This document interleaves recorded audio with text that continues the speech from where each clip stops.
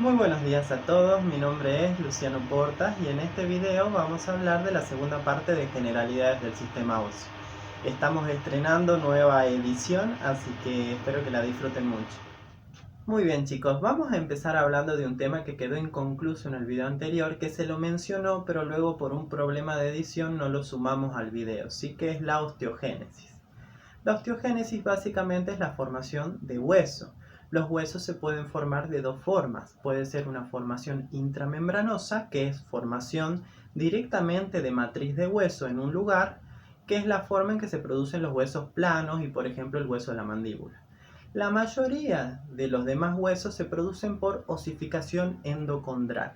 Previamente se forma un molde de cartílago que poco a poco va a ir reemplazando su matriz de cartílago a hueso. Y es la que voy a explicar porque es la más sencilla de comprender. La osificación endocondral, básicamente, en el lugar a donde se va a formar el molde de cartílago, se producen unos mensajeros químicos que van a inducir a las células madre a diferenciarse. No nos olvidemos que diferenciación es transformación. Cuando una célula se transforma, cambia su función.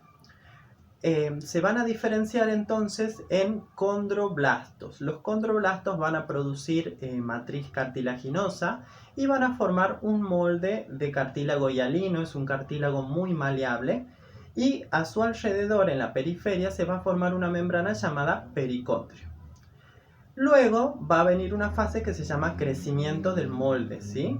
El molde crece de dos formas. Hay un crecimiento que es intersticial, que se produce porque los condroblastos se diferencian en condrocitos una vez que quedan inmersos en la matriz, y estos tienen la capacidad de dividirse celularmente. Como empieza a haber más células, más condrocitos, esto va a producir un crecimiento en longitud del molde.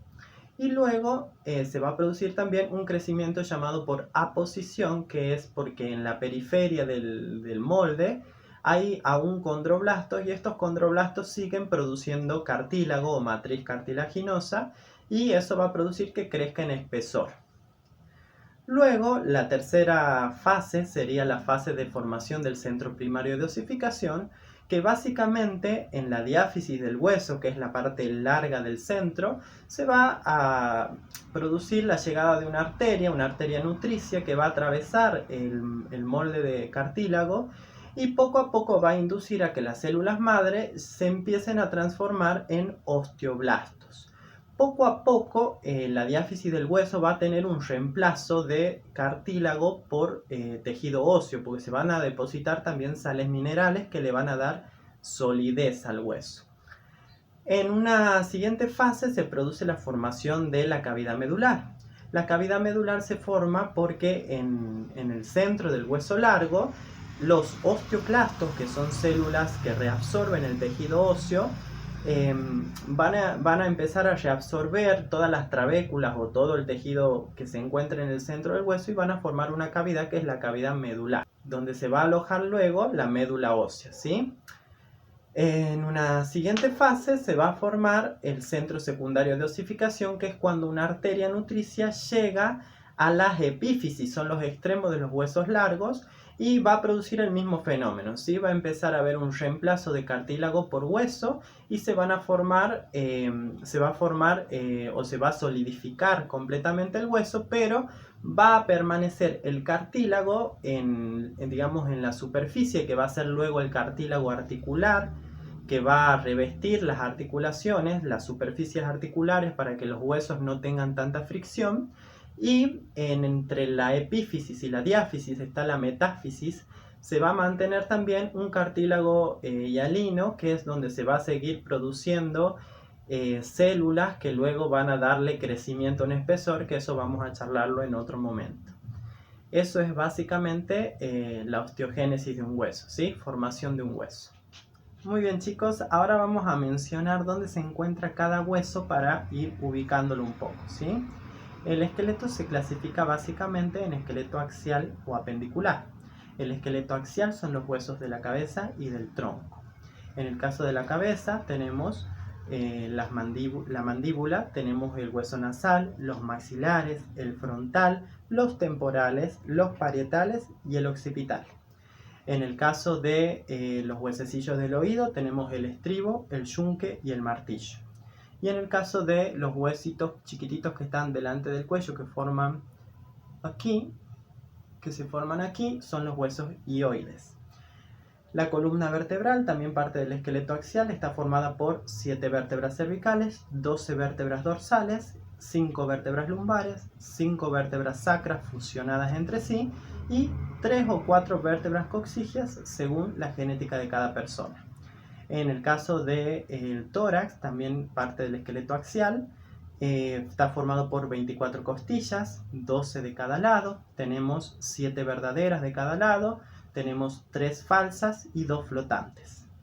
En el caso de los huesos que forman el esqueleto apendicular, tenemos los huesos de las extremidades superiores, que son las escápulas, tenemos el húmero, tenemos el cúbito, el radio, el carpo, los metacarpianos y las falanges.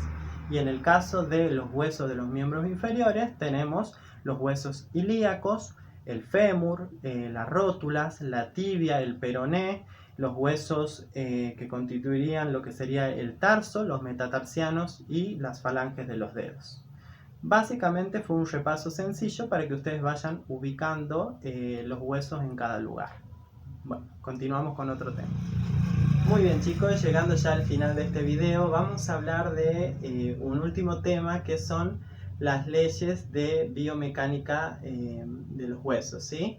En el caso de los huesos hay dos leyes muy importantes que hay que saber, que son la ley de Wolff y la piezoelectricidad. En el caso de la ley de Wolff, básicamente lo que nos dice es que los huesos se van a adaptar al estímulo que se le dé. Es, por ejemplo, cuando un astronauta va al espacio, que sus huesos se debilitan ante la ausencia de estímulo, por ejemplo, porque ya no hay gravedad, entonces no está ese estímulo de carga de peso que va como informándole al hueso cómo se tiene que ir reparando constantemente. En el caso también sucede, por ejemplo, la osteoporosis que se produce en los ancianos es por ausencia de estímulo por una vida mucho más sedentaria. Por eso generalmente los deportistas suelen tener huesos mucho más fuertes.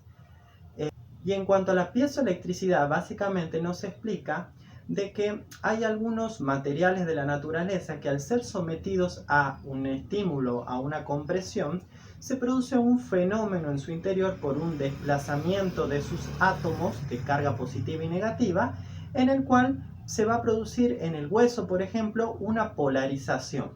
Esta polarización genera una corriente eléctrica y es esta corriente eléctrica la que le avisaría a los osteoblastos y a los osteoclastos cómo deben ir modelándolo al hueso para que se mantenga fuerte o débil según el estímulo que se le dé. Básicamente es eso la piezoelectricidad, es una corriente eléctrica a partir de un estímulo de compresión. Así que bueno, espero que les haya gustado, que esto les sirva. Cualquier cosa pueden dejar sus comentarios en la caja de mensajes y vamos a tratar de contestar todas sus dudas. Muchas gracias por todo y espero verlos en otra ocasión.